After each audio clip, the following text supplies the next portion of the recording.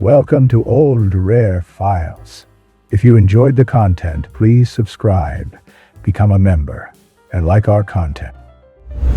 These soldiers are watching an atomic bomb explode from the ground with their eyes open. This was Nevada, 1951. The United States military placed thousands of servicemen near nuclear test sites to study what a nuclear blast would do to troops in the field. Some were less than 2 miles from the explosion. They were told it was safe. Decades later, many of them developed cancers they were never supposed to talk about.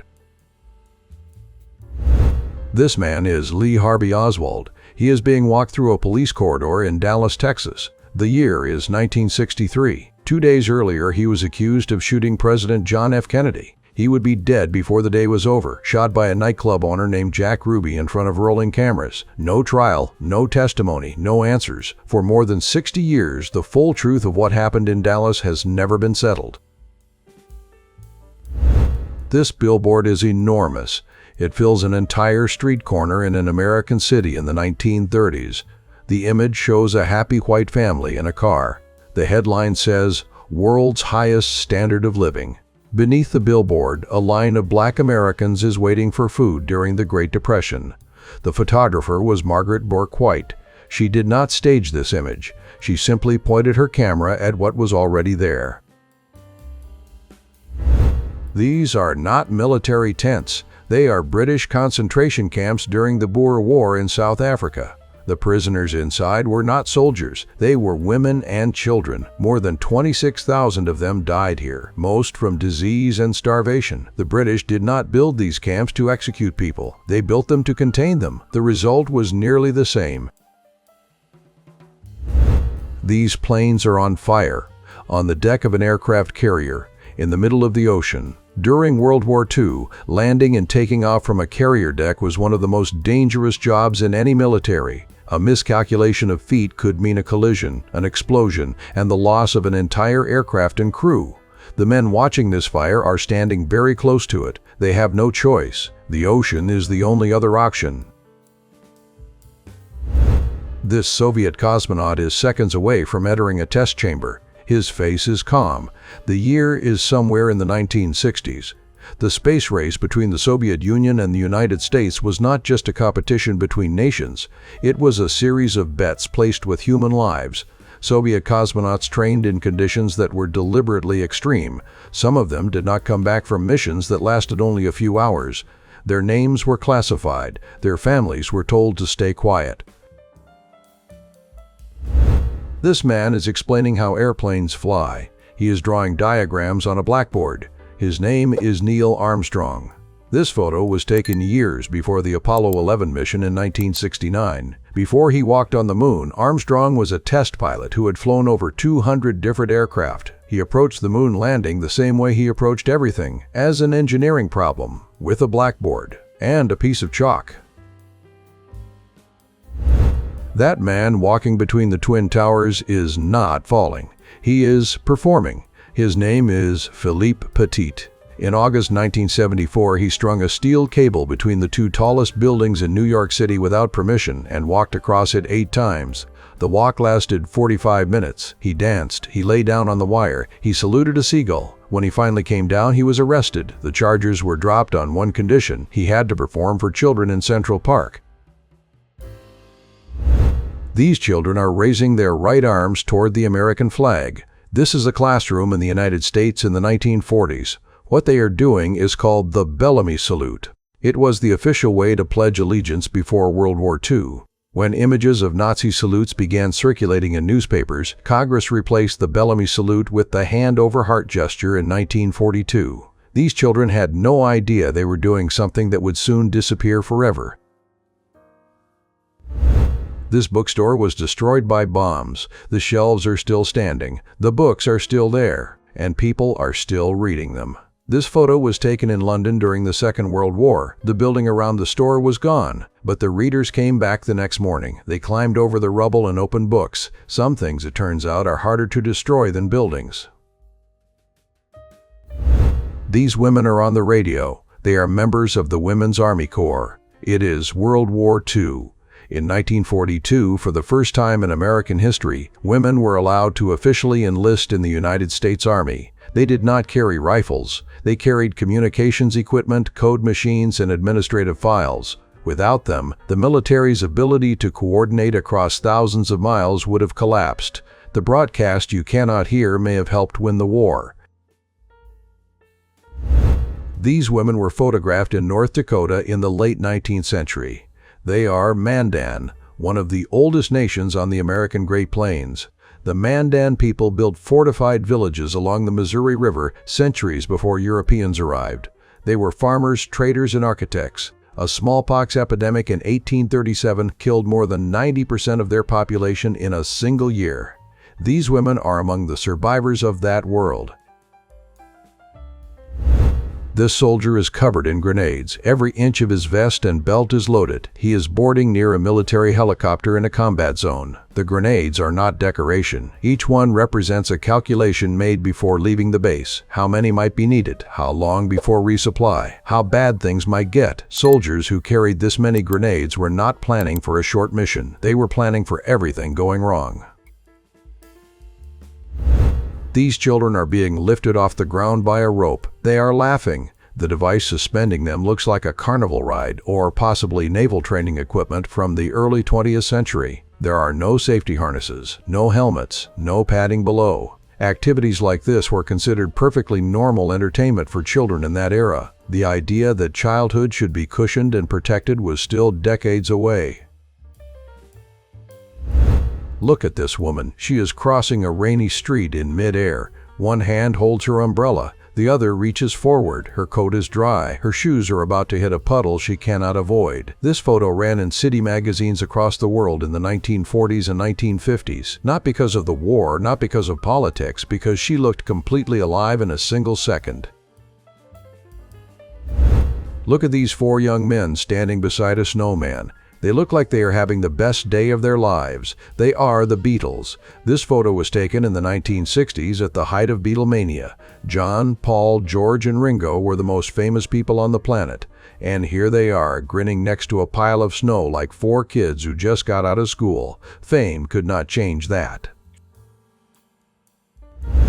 These children are running. School just ended. The doors burst open and they flooded out into the afternoon. This photograph was taken outside Bucota Public School in the United States during the post-war years. These children were born during or just after World War II. Their parents had survived the Depression and the war. For this generation, running out of school at the end of the day was not taken for granted. It was everything. This is one of the first automobile accidents ever recorded in the United States. The car hit something. Nobody knows exactly what. In the earliest years of automobiles, cities had no traffic lights, no stop signs, and no speed limits. Drivers had no licenses. Pedestrians had no idea how to share a road with a machine moving faster than a horse. The automobile changed everything about how humans live. It started by running into things. These women are wearing uniforms. They are not soldiers. They are scouts and civilian volunteers during World War I. While millions of men were sent to fight in Europe, women across Britain, the United States, and other countries organized behind the lines. They trained in first aid, logistics, and communications. Nobody asked them to. They simply showed up and started working. The war effort ran partly on the energy of people who were never officially counted. Look at this room. Dozens of young people are staring at screens. Some are playing, some are competing. This was a video game and computer tournament held in the 1980s. At the time, most adults dismissed what was happening in rooms like this one. 40 years later, competitive gaming is a multi-billion-dollar global industry. The people who were told they were wasting their time were actually building the future.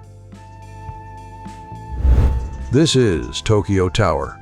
Photographed from below sometime in the 1960s, Japan had been destroyed by war less than 20 years earlier. Two of its cities were erased by atomic bombs. And now, standing 333 meters above the capital, was this, a steel tower taller than the Eiffel Tower, a symbol built not to remember the war, but to announce that Japan was done being defined by it.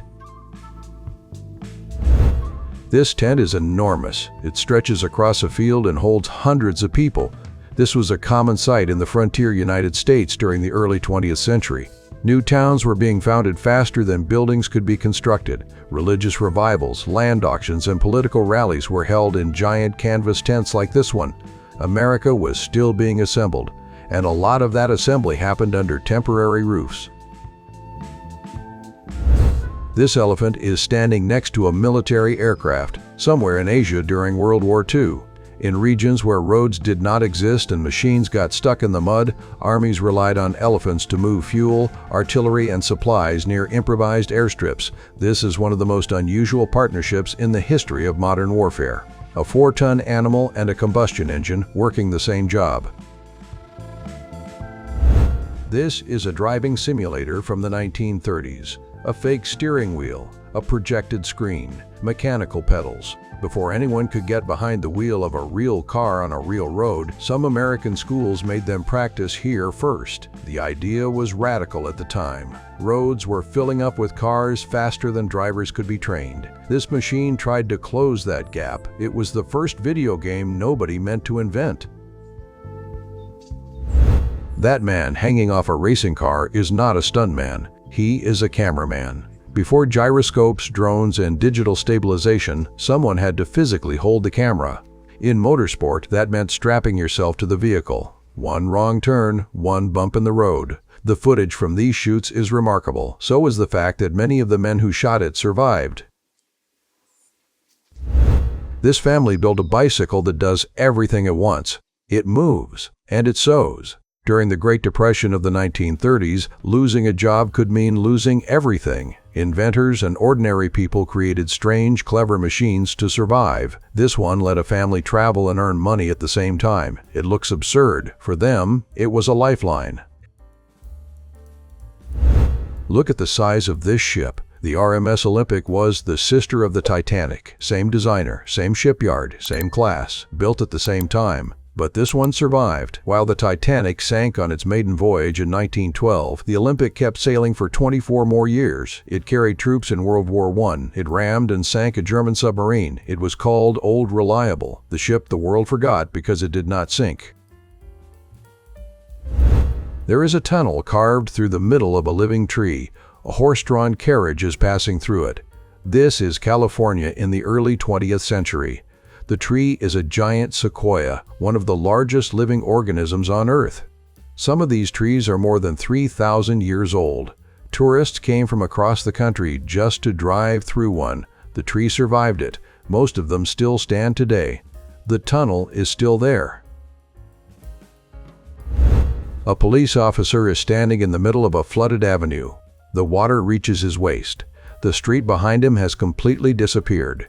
This was not a river. This was a city. Entire avenues went under in a matter of hours. Shops, streetcars, and daily routines were swallowed whole. The officer did not leave his post. He stood there.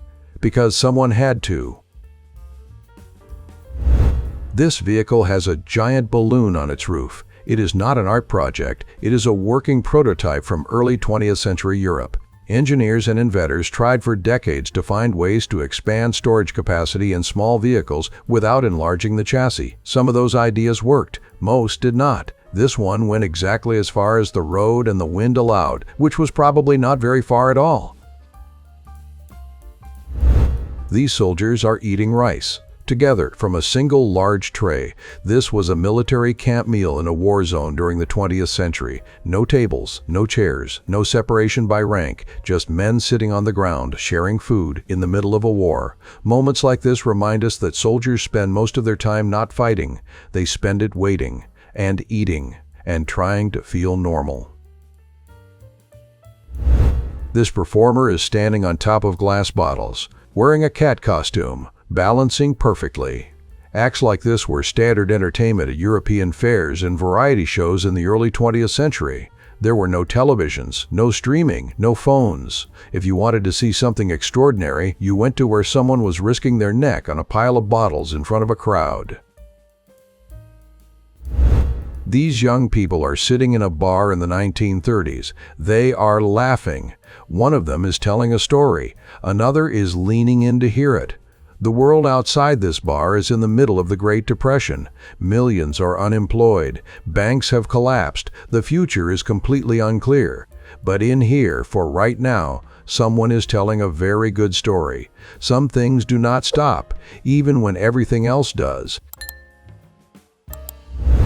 These teenagers are standing on a sidewalk somewhere in the United States. It is the 1970s. There is a car behind them. There is a brick wall behind the car. They are just hanging out. Nobody famous is in this photo. Nothing dramatic happened here. But look at how they are standing. Look at what they are wearing. This is what being young in America looked like on a regular afternoon in 1973. Not the TV version, the real one. These Native American representatives are sitting with Christian religious leaders. This meeting took place during the 20th century. For decades, indigenous communities across North America maintained careful contact with religious institutions, not always by choice. Many were pressured to abandon their languages and ceremonies. Others found ways to hold both worlds at once. The men in this photograph are navigating something most people never had to: who they were allowed to be. This is a Ford Model T truck making a delivery. The year is somewhere in the 1920s. In less than 2 decades, the automobile had gone from a rich man's toy to the backbone of American commerce. Small businesses could now deliver goods faster than any horse-drawn cart. Cities were being redesigned around roads and vehicles. The world that existed before the car was already gone, and most people had not even noticed the moment it ended. This sea lion is balancing a soccer ball on its nose. It has been trained to do this. In the 20th century, marine animal performances were one of the most popular attractions in parks and aquariums across the United States and Europe.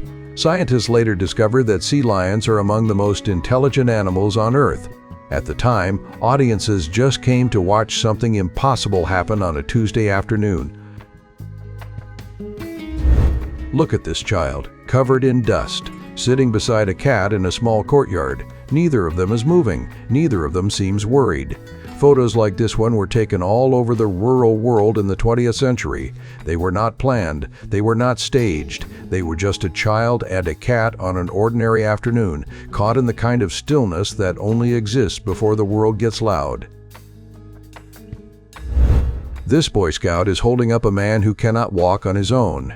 The man is wearing tall leather boots. His feet are destroyed. This was a long march, somewhere in the United States in the early 20th century. The scout is young, probably 12 or 13. The man he is supporting is an adult twice his size. The boy does not look tired. He looks like he has decided this is his job now, and he is going to finish it. These women are not pulling a plow as punishment. They are farming. This was their daily life. In poor rural regions of the early 20th century, draft animals were scarce and expensive. When there were no horses or oxen, families did the work themselves. Women, men, and children bent forward against the earth. The land did not care who pulled. It only cared that someone did.